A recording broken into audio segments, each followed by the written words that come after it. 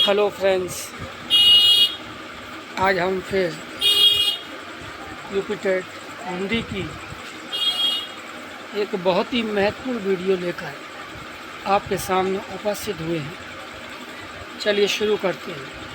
तुकांत शब्द वे शब्द जिनके अंत में समान तुक वाले शब्द हों, अर्थात एक समान लय वाले शब्द हों। जिन शब्दों का अंत वाला अक्षर समान होता है उन्हें तुकांत शब्द कहते हैं। जैसे सोता, रोता, पोता, इसमें ता शब्द तुकांत शब्द है। इन शब्दों से कविता का आनंद बढ़ जाता है और कविता में रुकावट नहीं आती है और इसमें प्रवाह बना रहता है। अन्य उदाहरण: पानी, रानी, नानी, खाता, सोता, रोता, दाना, खाना, जाना, रोक, टोक, शोक, आम, नाम, शाम। अतुकांत शब्द ये शब्द बिना तुक के होते हैं। इन शब्दों से बनी कविता में ध्वनियाँ परिवर्तित होती रहती हैं। कविता लयबद्ध नहीं होती है। जैसे पानी, दिन, कुआं, जल, जागते, सवेरा, रात, आसमान। संज्ञा किसी प्राणी, वस्तु या स्थान के नाम को संज्ञा कहते हैं। संज्ञा के 3 भेद हैं। नंबर 1 व्यक्तिवाचक, नंबर 2 जातिवाचक, नंबर 3 भाववाचक। व्यक्तिवाचक संज्ञा जो नाम किसी विशेष व्यक्ति, वस्तु या स्थान का बोध कराते हैं उन्हें व्यक्तिवाचक संज्ञा कहते हैं। जैसे व्यक्तियों के नाम, दिशाओं के नाम, समुद्रों के नाम, दिनों के नाम, महीनों के नाम, त्योहारों के नाम, नगरों, चौकों, सड़कों के नाम, देशों के नाम, नदियों के नाम। जातिवाचक संज्ञा जो नाम किसी एक विशेष व्यक्ति, स्थान या वस्तु का बोध का न होकर पूरी जाति या समूह का बोध कराए उसे जातिवाचक संज्ञा कहते हैं। जैसे व्यक्ति महिला, पुरुष, बच्चा, युवक, किशोर। वस्तु मेज, कुर्सी, पुस्तक, बर्तन, गहने। स्थान मैदान, छत, रेगिस्तान, जंगल, शहर, गांव। पशु पक्षी कौवा, घोड़ा, गाय, तोता, मोर। भाववाचक संज्ञा जो शब्द किसी भाव, गुण, दशा, अवस्था आदि के नामों का बोध कराए उन्हें भाववाचक संज्ञा कहते हैं। जैसे प्रेम, क्रोध, दया, मिठास। सर्वनाम जो शब्द संज्ञा के बदले वाक्य में प्रयुक्त किए जाते हैं सर्वनाम कहलाते हैं। सर्वनाम का सभी नामों के लिए प्रयोग किए जा सकते हैं, इसलिए इसे संज्ञा का प्रतिनिधि भी कहते हैं। जैसे मैं, हम, तुम, आप, यह, वह, कोई, कुछ, कौन, क्या, जो आदि।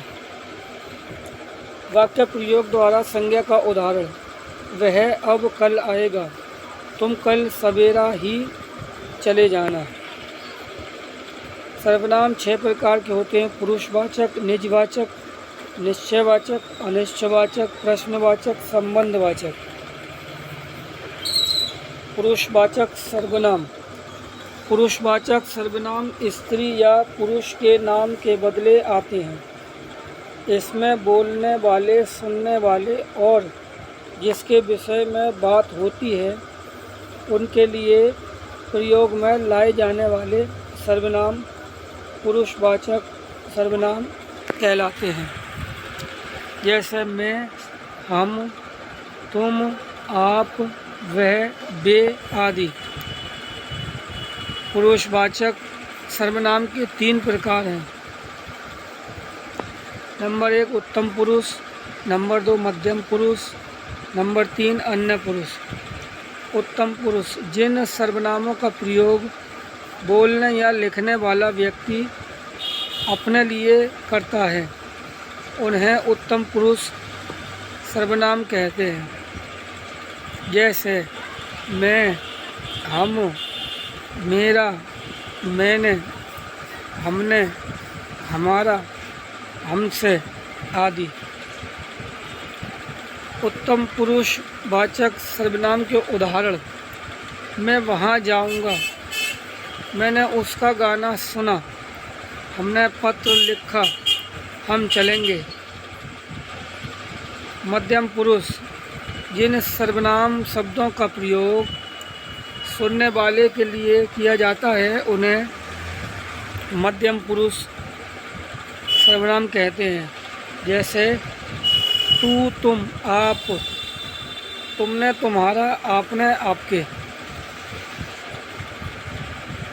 मध्यम पुरुष वाचक सर्वनाम के उदाहरण: तुम एक अच्छे इंसान हो, तुम्हारे दादाजी बीमार हैं, तुमने खाना अच्छे से खाया।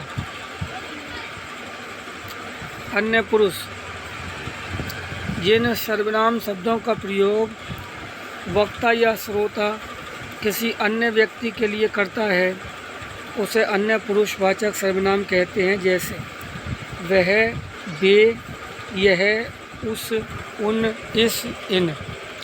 अन्य पुरुषवाचक सर्वनाम के उदाहरण: वह पूरी रात रोती रही, वे कल सुबह जल्दी जाएंगे, उन्हें बहुत बुरा लगा होगा। निजवाचक सर्वनाम, जो सर्वनाम कर्ता के साथ अपनापन दर्शाने के लिए किए जाते हैं उन्हें निजवाचक सर्वनाम कहते हैं। जैसे स्वयं, खुद, अपने आप इत्यादि।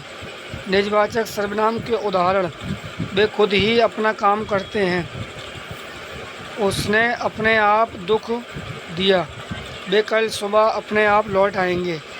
निश्चयवाचक सर्वनाम, जिन सर्वनाम शब्दों से किसी निश्चित वस्तु अथवा व्यक्ति का बोध हो उन्हें निश्चयवाचक सर्वनाम कहते हैं। जैसे यह, वह, वे आदि। निश्चयवाचक सर्वनाम के उदाहरण: वह मेरा दोस्त है, यह किसान है, यह मेरी कार है, वे समोसे मत खाओ।